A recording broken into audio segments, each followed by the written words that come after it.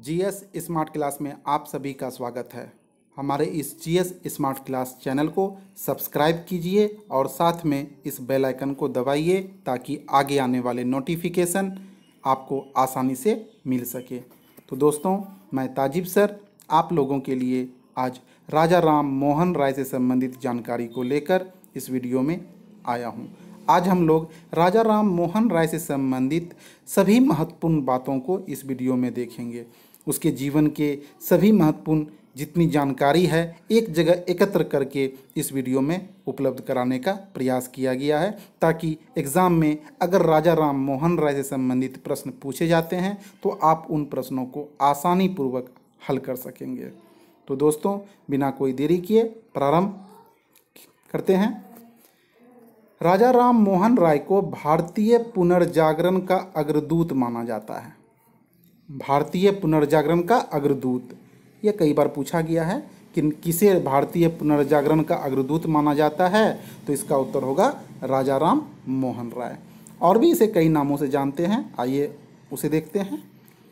राजा राम मोहन राय को आधुनिक भारत का पिता, नवप्रभात का तारा एवं सुधार आंदोलनों का प्रवर्तक भी कहा जाता है। यानी इतने नामों से इसे जाना जाता है। एग्ज़ाम में कोई कुछ भी पूछा जा सकता है।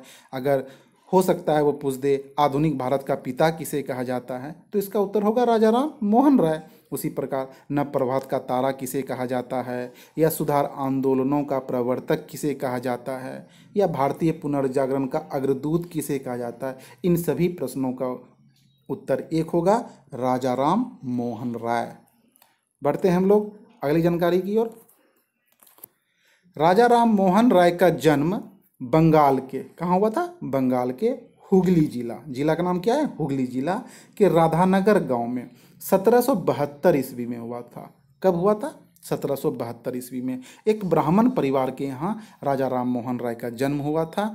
तो जन्म का ईस्वी याद रखिएगा 1772, और यह कहाँ है? बंगाल के हुगली जिला के राधानगर गांव में। आइए आगे बढ़ते हैं। 15 वर्ष की अवस्था में इसका एक लेख प्रकाशित हुआ। कितने वर्ष की अवस्था में? जब राजा राम मोहन राय 15 वर्ष के थे तो इसका एक लेख प्रकाशित हुआ, जिसमें इन्होंने मूर्ति पूजा की आलोचना की, जिस कारण इसके पिता ने इसे घर से निकाल दिया। तो राजा राम मोहन राय समाज सुधारक थे। समाज में जो बुराई फैली हुई थी उसको दूर करने के लिए इसने आवाज़ उठाई। इसने मूर्ति पूजा का विरोध किया। मूर्ति पूजा का विरोध करने के कारण इसके पिता ने इसे घर से निकाल दिया। तो याद रखिएगा, मूर्ति पूजा का विरोध इसने 15 वर्ष की अवस्था से ही प्रारंभ कर दिया। आगे बढ़ते हैं। 1803 में अपने पिता की मृत्यु के बाद कंपनी की सेवा में आ गए। कंपनी की सेवा यानी ईस्ट इंडिया कंपनी। 1803 में अपने पिता की जब मृत्यु हो गई इनके पिता की, तो उसके बाद ये कंपनी की सेवा से जुड़ गए। और जॉन डिग्बी, नाम याद रखिएगा, जॉन डिग्बी, इसे मत भूलिएगा। जॉन डिग्बी ने राजा राम मोहन राय को अपना दीवान नियुक्त किया। अगली जानकारी देखते हैं। राजा राम मोहन राय अनेक भाषाओं के जानकार थे। वे अरबी, अंग्रेज़ी, ग्रीक, फ्रेंच, जर्मन, फारसी, संस्कृत, लैटिन और हिब्रू भाषा के जानकार थे। यानी बहुभाषाविद थे। अनेक भाषाओं को जानने के कारण वे सभी धर्मों के धर्म ग्रंथों का भी अध्ययन किए थे। इसलिए राजा राम मोहन राय के बारे में अगर पूछा जाए वे किन भाषाओं के जानकार थे, तो यहाँ पर सभी भाषाओं को दर्ज किया गया है। अरबी याद रखिए, अरबी हो गया, अंग्रेज़ी, ग्रीक, फ्रेंच, जर्मन, फारसी, संस्कृत, लैटिन, हिब्रू, इन सभी भाषाओं के वे जानकार थे। आगे बढ़ते हैं। राजा राम मोहन राय की लेखन शैली यानी लिखने की जो शैली थी, लेखन शैली इतनी विकसित थी जिसकी प्रशंसा करते हुए बेंथम ने कहा था। किसने कहा था? बेंथम। बेंथम का एक स्टेटमेंट याद रखिएगा, वो राजा राम मोहन राय की लेखन शैली पर स्टेटमेंट है। स्टेटमेंट क्या है इसे देखते हैं। इस शैली के साथ एक हिंदू का नाम न जुड़ा होता तो हम यह समझते कि यह बहुत ही उच्च शिक्षित अंग्रेजी कलम से निकली है। यानी यह स्टेटमेंट किसका है? तो याद रखिएगा, यह स्टेटमेंट बेंथम ने दिया था राजा राम मोहन राय की लेखन शैली पर। तो बढ़ते हैं दोस्तों अगले भाग, 1809 ईस्वी में प्रकाशित राजा राम मोहन राय का पहला ग्रंथ, यानी कि पहला ग्रंथ कब प्रकाशित हुआ? 1809 में। किस भाषा में? फारसी भाषा में लिखा गया, जिसे तोहफात उल मुहद्दीन कहा गया। तो तोहफात उल मुहद्दीन किसकी पुस्तक है? तो राजा राम मोहन राय की है। किस भाषा में है? तो फारसी भाषा में है। कब लिखा गया? 1809 ईस्वी में। इस पुस्तक की क्या खासियत है, आइए इसे देखते हैं।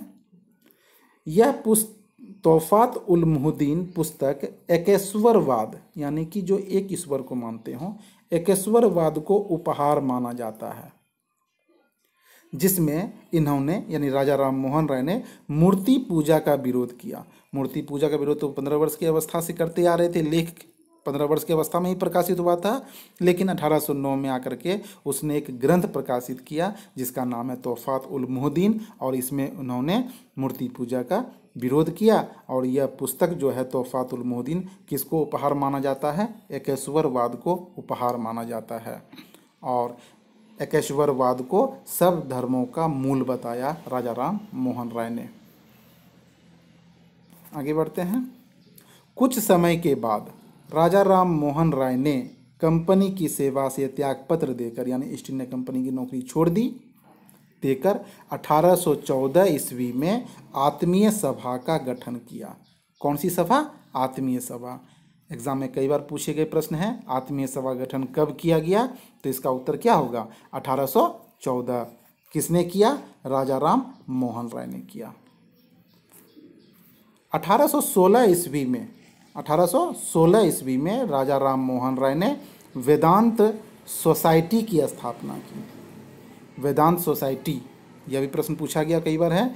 वेदांत सोसाइटी की स्थापना किसने की?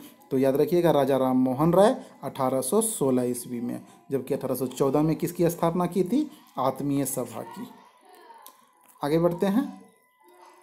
1820 ईस्वी में राजा राम मोहन राय ने प्रीसेप्टस ऑफ जीसस नामक पुस्तक लिखा, यानी कि ये पुस्तक का नाम भी याद रखिएगा, प्रीसेप्टस ऑफ जीसस, जो पुस्तक जो है 1823 ईस्वी में जॉन डिग्बी के प्रयास से, वही जॉन डिग्बी जिसका प्रथम दीवान राजा राम मोहन राय ने 1803 में बने थे, तो जॉन डिग्बी के प्रयास से लंदन में प्रकाशित हुआ। कहाँ प्रकाशित हुआ? लंदन में।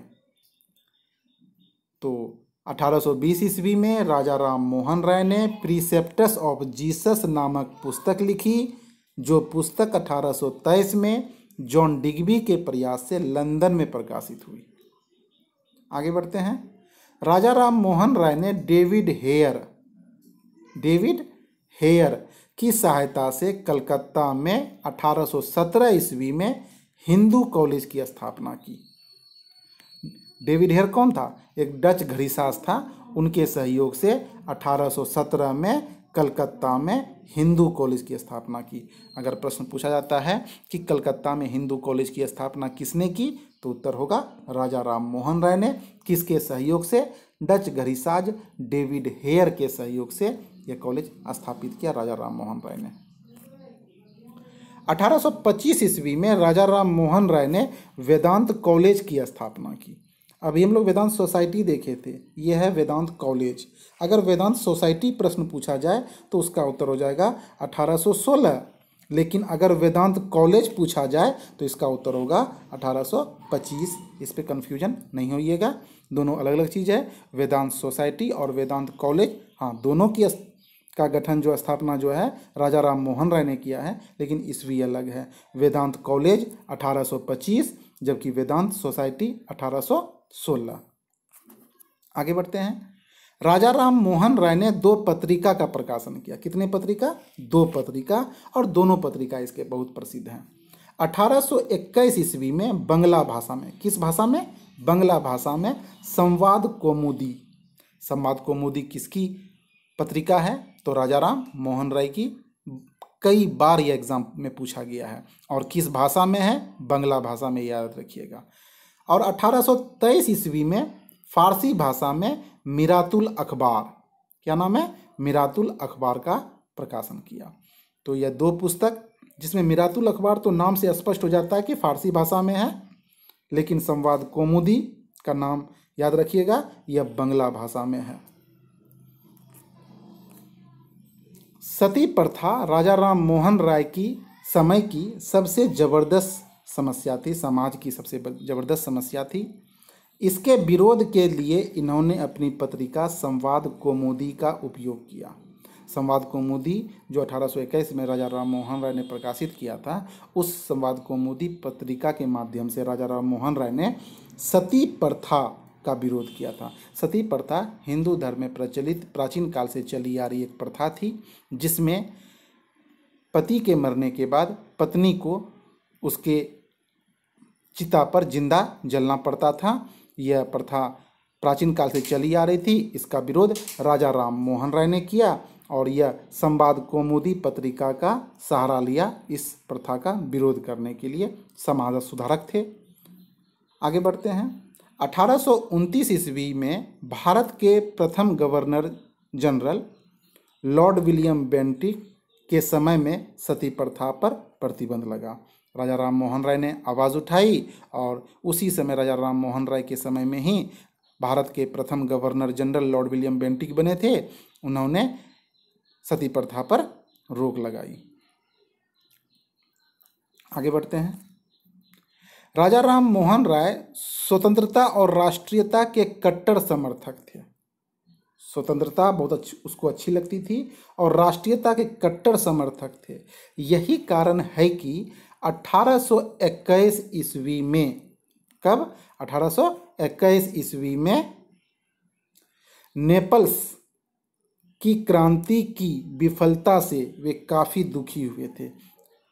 एग्जाम में पूछा गया प्रश्न है, किस क्रांति से राजा राम मोहन राय दुखी हुए थे? तो नेपल्स की क्रांति की विफलता से वे काफ़ी दुखी हुए थे।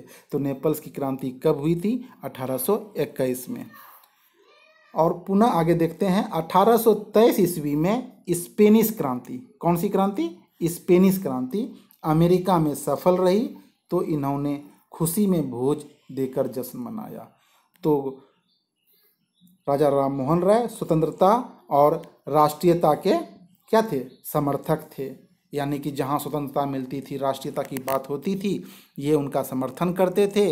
1821 में जब नेपल्स की क्रांति विफल हो गई थी तो इसको काफ़ी दुख हुआ था नेपल्स की क्रांति विफलता के बाद। लेकिन अगर स्पेनिश क्रांति की बात की जाए जो अमेरिका में सफल हुई, तो इसमें इन्होंने खुश होकर के भोज दिया था।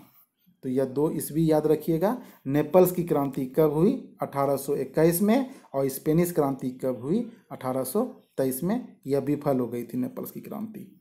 आगे बढ़ते हैं। राजा राम मोहन राय ने 1827 ईस्वी के जूरी एक्ट का विरोध किया। जूरी एक्ट का विरोध किया। इस जूरी एक्ट में धार्मिक आधार पर हिंदुओं और मुसलमानों में विभेद किया गया था। यानी कि एक जूरी एक्ट पारित हुआ था 1827 ईस्वी में। कब पारित हुआ था? 1827 ईस्वी में। और इसमें हिंदू और मुसलमानों में विभेद किया गया था। इसका उन्होंने विरोध किया था राजा राम मोहन राय ने। मुगल सम्राट अकबर द्वितीय, नाम याद रखिएगा, अकबर द्वितीय। महान अकबर नहीं है, ये अकबर द्वितीय है। उत्तर मुगल काल के शासक हैं। मुगल सम्राट अकबर द्वितीय ने राजा की उपाधि राजा राम मोहन राय को दी। तो प्रश्न पूछता है, राजा राम मोहन राय को राजा की उपाधि किसने दी? तो आंसर क्या होगा? अकबर द्वितीय ने। और 1830 ईस्वी में अपना दूत बनाकर तत्कालीन ब्रिटिश सम्राट विलियम चतुर्थ के दरबार में भेजा। किसके दरबार में भेजा? विलियम चतुर्थ के दरबार में।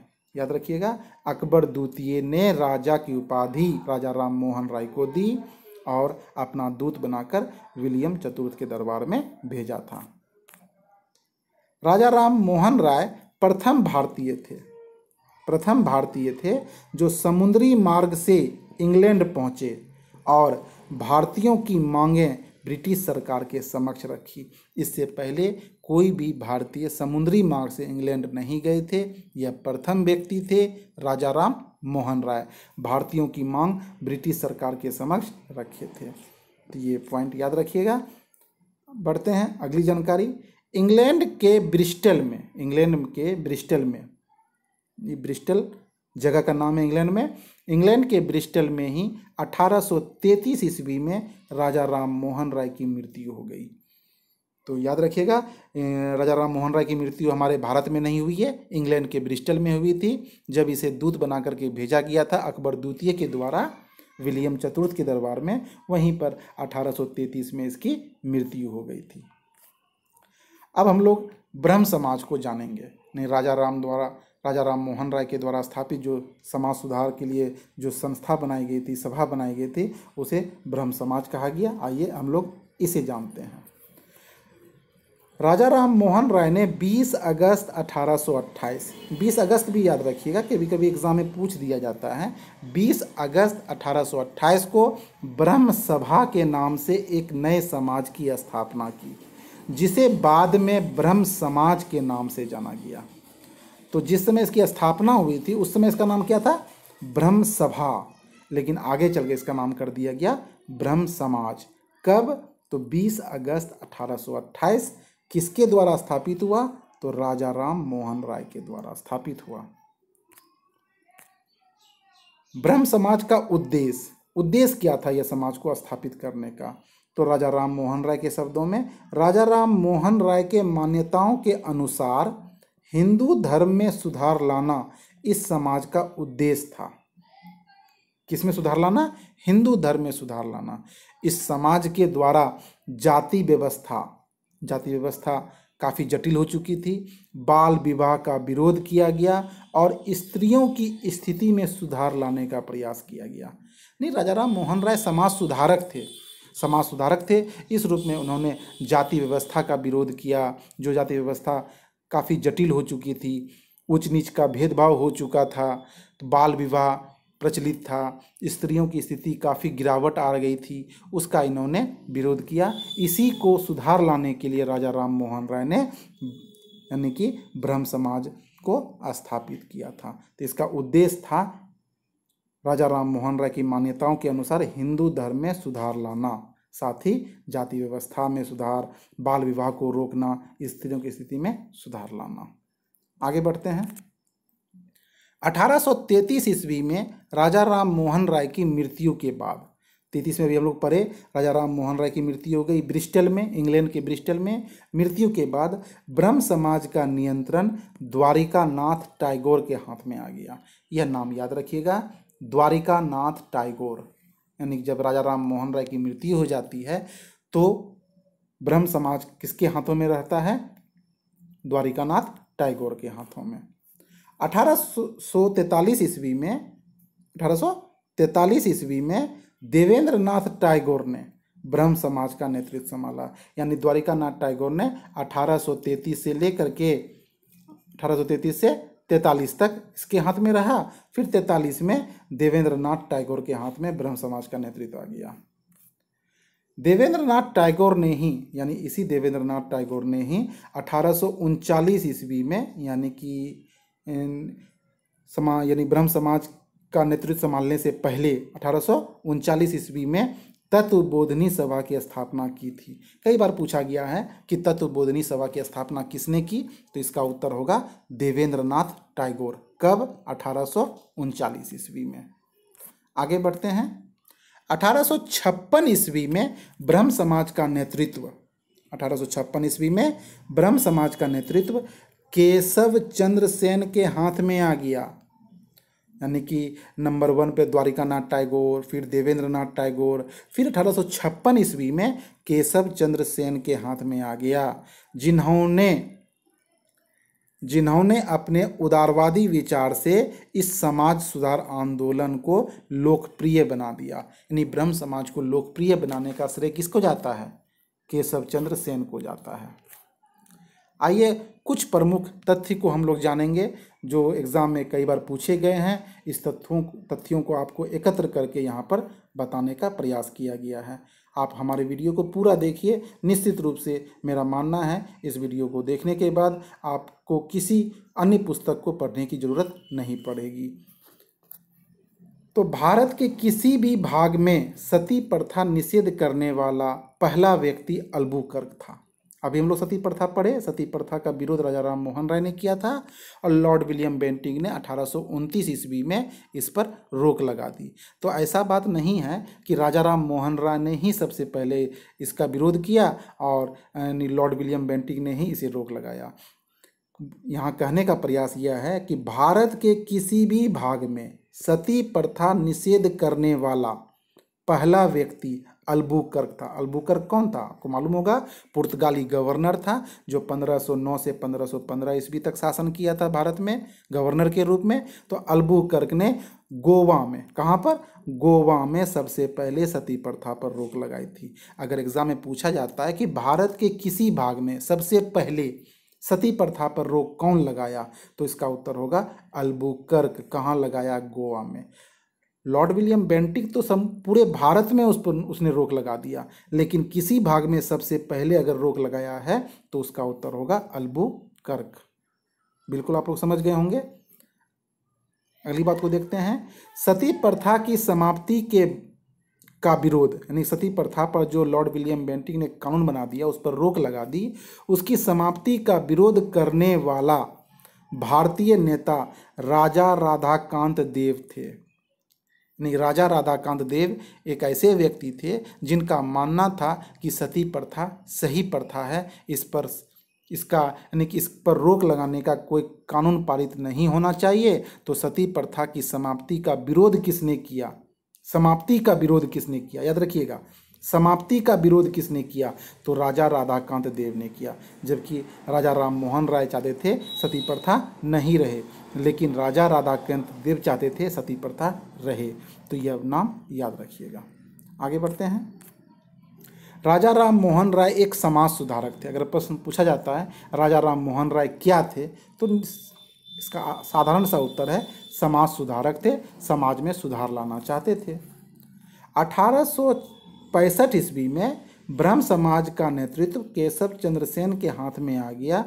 तब उन्होंने ब्रह्म समाज को एक समस्त भारतीय आंदोलन बना दिया। यानी कि इस ब्रह्म समाज को ने अभी हम लोग पढ़े कि व्यापक रूप में फैलाने का श्रेय किसे जाता है, तो केशव चंद्र सेन को जाता है। तब केशव चंद्र सेन के जब हाथ में ब्रह्म समाज का नेतृत्व आ गया 1865 में, तब यह समस्त भारतीय आंदोलन बन गया, समस्त भारतीयों का आंदोलन बन गया। उसके पहले यह सीमित रूप में था। आगे बढ़ते हैं। राजा राम मोहन राय भारतीय दर्शन की अपेक्षा पाश्चात्य दर्शन से अधिक प्रभावित थे। यानी कि वे भारतीय दर्शन से ज़्यादा किसको अधिक मानते थे? पाश्चात्य दर्शन को अधिक मानते थे। तो दोस्तों, हमारा यह वीडियो आपको कैसा लगा? हमारे जीएस स्मार्ट क्लास के मैसेज बॉक्स में जाकर आप लोग बताएं। और मैं ताजिब सर पुनः एक बार आप लोगों के लिए नेक्स्ट वीडियो में नई जानकारी को लेकर आऊँगा। हमारा यह वीडियो कैसा लगा आप लोग हमें बताएं और साथ में हमारे चैनल को सब्सक्राइब करें। धन्यवाद।